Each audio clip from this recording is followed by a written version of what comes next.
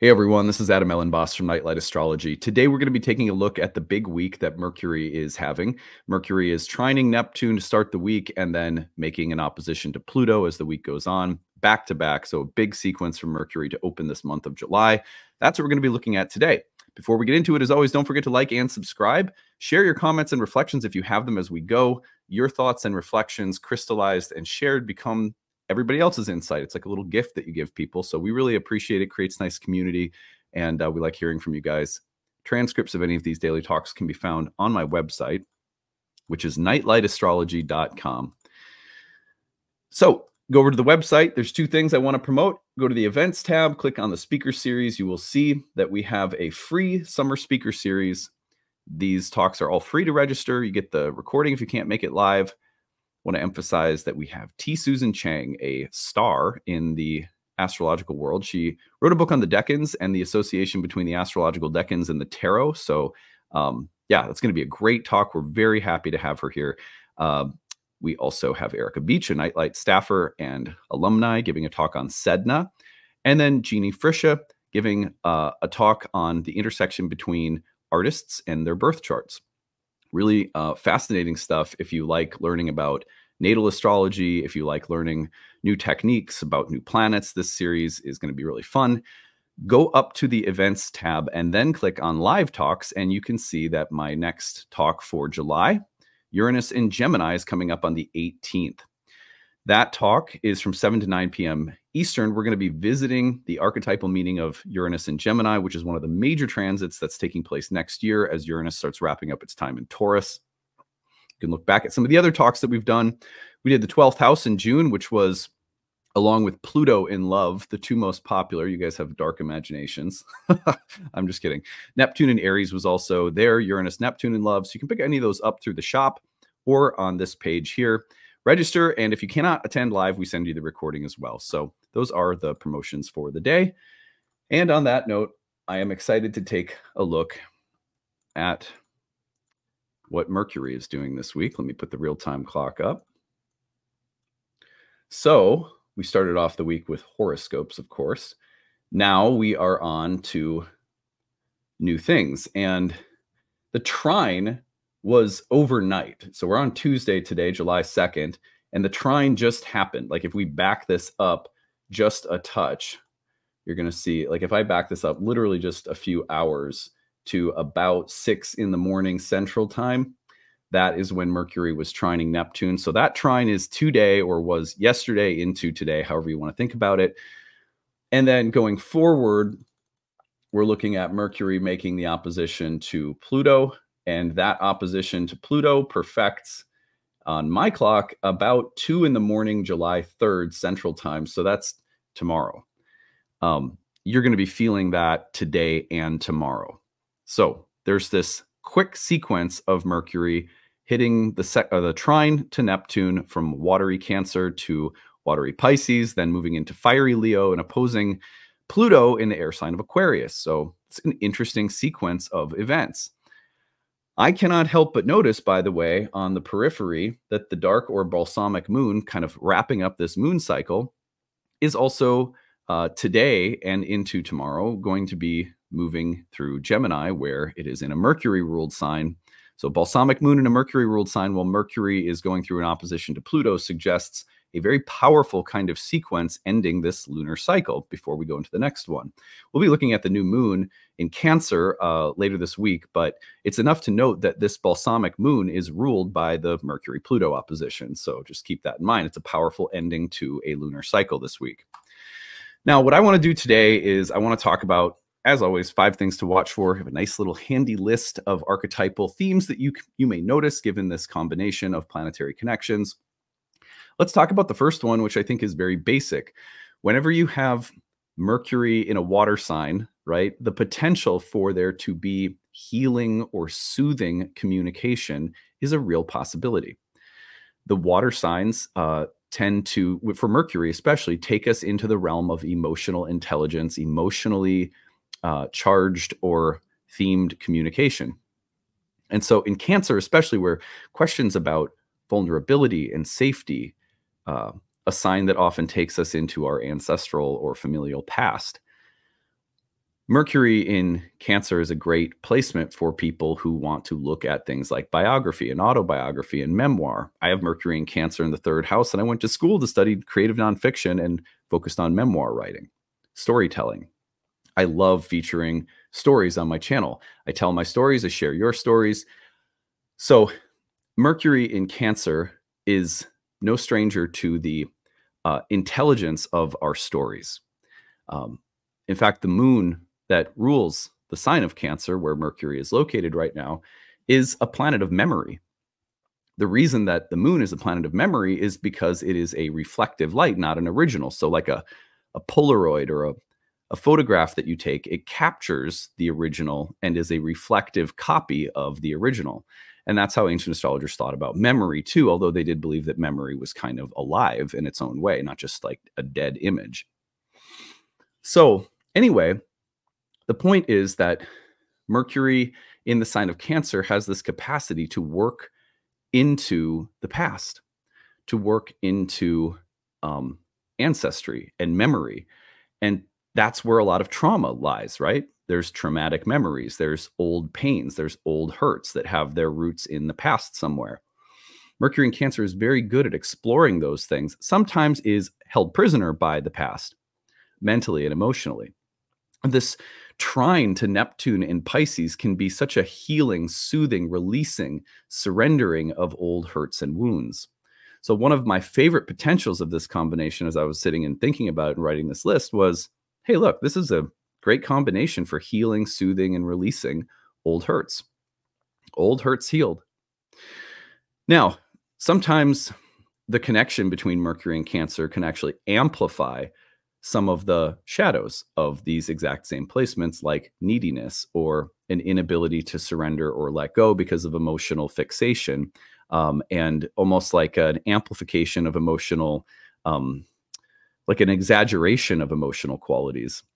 They become overwhelming or all-consuming. The trine to me is, I think, going to probably put us in touch with more favorable expressions, like a square between, Mercury and Neptune. I would be a little bit more worried about some of those things.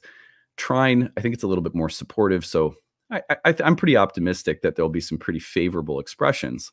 But there is the potential for there to be a kind of flood of emotions and water. And when that happens, there can be such thing as like too much of a good thing. Too much of a good thing might mean oversharing or over emoting or going from a space of emotional expression to emotional immaturity or neediness or delusion or something like that. But I like the potential here for kind of a smoothing and a healing quality around words, thoughts, feelings, the past, and also being able to connect our story to something bigger than just our personal experience.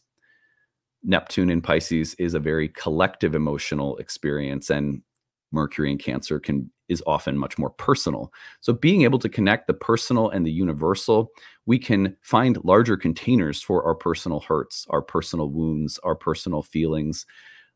We can find that we're not alone in them, and we can displace some of the personal pressure that we take on in our thoughts, emotions, etc., by seeing them, these stories reflected in something bigger, which is what astrology is great for example.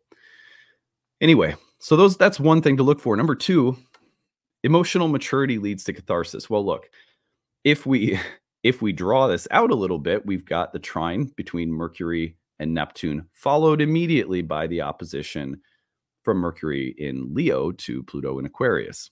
So what I want to say is that in the past couple of weeks, there have been all of these trines from watery planets in Cancer to Saturn in Pisces. And one of the ways that I've conceptualized that in a number of my talks has been in terms of a growing emotional maturity, that the capacity to hold personal things and kind of see them in light of collective concerns, to weigh our personal needs in relation to other people's needs. I think that there's been some opportunities for growth along these lines. The other thing that I would say is that the emphasis, so much emphasis on water after we had such a powerful month of June with so much air, to me really spoke to the difference between a mental, intellectual, sort of cerebral capacity and the emotional, physical, embodied intelligence, and the two needing to do some work to harmonize. Healing the mind, healing the emotions with more capacity to think or behave rationally, right? Like this kind of stuff. So, anyhow, so along these lines, emotional maturity that's developing right now or in process may lead to catharsis. The catharsis is one of the opposition from Mercury to Pluto. So as soon as this kind of just like gentle rain comes through and provides maybe some healing, or maybe there's been the cultivation of a much deeper emotional intelligence over the past month, it's as though, remember that Mercury rules the dark moon in Gemini, which was where the last moon cycle began. And then it's moving into Cancer to start the next moon cycle. So this old moon ruled by Mercury, who is going through the watery connection and then immediately hitting an opposition to Pluto in an air sign, to me speaks to like the entirety of a process that's been going on since early June. And I think it might be fair to look at it that way. Anyway, what happens after a moment of healing, of deepening? Well, immediately Mercury hits an opposition to Pluto, and it is as though there is an opportunity for tremendous catharsis. The catharsis is just depicted by Mercury opposing Pluto, which might mean speaking up or speaking out or getting some kind of valuable feedback, or it might be about feeling empowered in your mind because you have worked to deepen something emotionally. Like you've squared something away between your mind and its intelligence and your body and its intelligence. You've been working the two together, and now there's a moment of testing, or there's a moment where all of this is now leading to the opportunity for a very powerful expression of what you've learned. So I think of this just broadly as this kind of a moment of catharsis that Mercury is bringing forth from the process that it has gone through, and it is ruling over vis-a-vis the old moon dying in Gemini right now, right? So if you can follow that. So I don't know what catharsis means exactly. It's different for everyone, but it might mean a major breakthrough of mind, thought, body, emotion. It could affect any kind of environment, but I suspect that the catharsis would come through thoughts, new ideas, new forms of communication or expression, new information coming to light, and having to speak from the heart. That's a very Mercury and Leo kind of thing. And work with the tension of collective realities and expectations, Pluto and Aquarius. There's a feeling that you could be tested and that you could be opposed somehow. But that's often the case, right? When we work really hard to grow some new capacity within us, when we do the work of healing or maturing or growing mentally and emotionally, which has definitely been a big theme in the past month. It's funny how there are usually like initial tests, like, well, how serious are you? Or is that real? Or can you actually do it? Or do you actually mean it? And I get the feeling that Mercury going into Leo, where it's now asked to embody the confidence, right, of the mind, having done some maturing in these last weeks, that confidence is met initially with a challenge. But can you speak it out? Or can you face criticism? Or can you balance between your own your personal ego's needs and the reality of other people and collective pressures? Or sort of Leo Aquarius is always balancing the me and the we. So some of those pressures feel like they're going to be very cathartic this week, and there's going to be a way in which they test us and the mettle of what we've learned, and they're going to test our mettle. What have you learned? Are you serious about it? Can you hold this pressure? So Number three, a delusion leads to confrontation. Now, the dark side, I think, would be Mercury's trining Neptune. It gets all inflated with some kind of imaginative grandeur, which may feel great. And then immediately there's some need to express what has been an exaggerated, imaginative, emotionally charged series of experiences or events.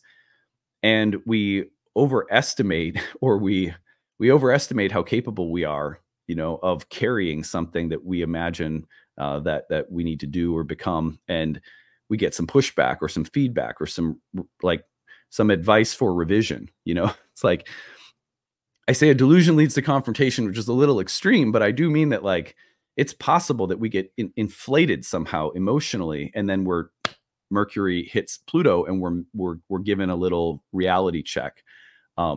We have to some element of something that's been developing has to mature even more than it already has. In other words, there's a way in which all of the watery energy could have been amplifying and expanding our emotional investment in things or people that are not necessarily good for us or that are self-important or something like that. And Mercury hits Pluto and we get this kind of gut check. You're not as important as you think you are. These big ideas need to be revised or made more realistic.